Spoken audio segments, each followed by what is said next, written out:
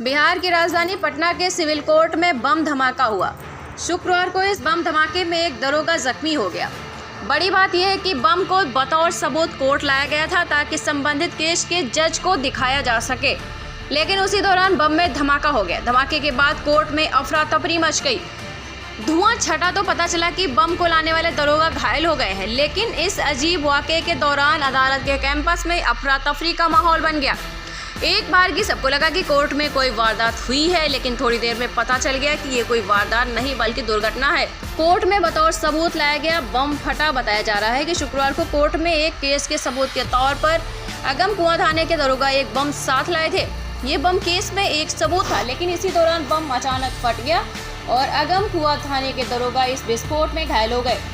घायल दरोगा को इलाज के लिए फौरन PMCH ले जाया गया। हादसे में घायल होने वाले दरोगा का नाम सुधीर कुमार है।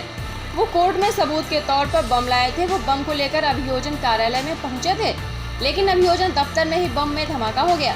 अभियोजन दफ्तर में फटा बम। बताया जा रहा है कि एक केस के दौरान अगम कुआं थाना इलाके में एक जिंदा बम बरामद हुआ था।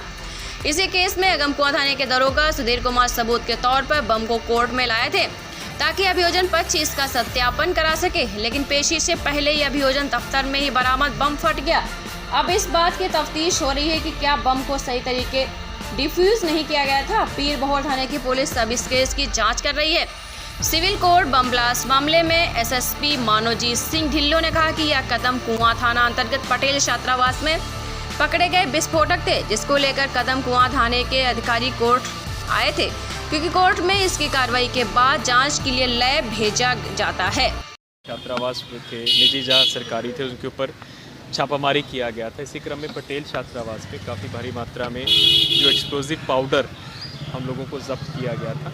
तो आज उसके जो संबंधित अनुसंधान करता है मदन कुमार, वो आज कोर्ट में प्रदर्श, क्योंकि इसको विधि विज्ञान प्रयोगशाला में भेजना होता है, जांच करवाने हेतु भेजना होता है, तो उसको प्रदर्श के नमूना को लेकर आए थे यहाँ से कोर्ट से परमिशन प्राप्त करने के लिए।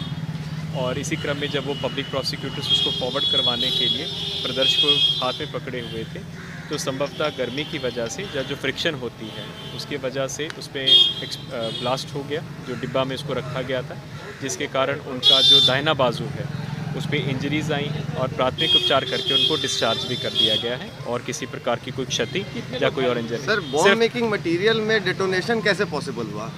देखिए, ये जो एक्सप्लोजिव मटेरियल होता है फ्रिक्शन से भी हो जाता है, डिपेंड करता है कि किस प्रकार का एक्सप्लोजिव मटेरियल है।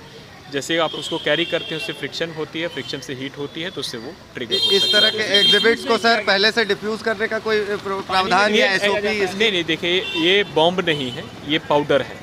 पाउडर को आप डिफ्यूज़ नहीं कर सकते हैं। पाउडर डिफ्यूज़ नहीं होता है, पाउडर सिर्फ वो होता है। इसमें बॉम्ब नहीं था, ये सिर्फ जैसे बारूद वाला पाउडर था। सर, ये सोचने वाली बात है कि ये बाहर हुआ, अगर ये कोर्ट कैंपस के अंदर होता है इस तरह का कुछ, तो कितनी ज़्यादा कैजुअलिटीज हो सकती थी? इसके ऊपर मेरी कोई टिप्पणी नहीं है।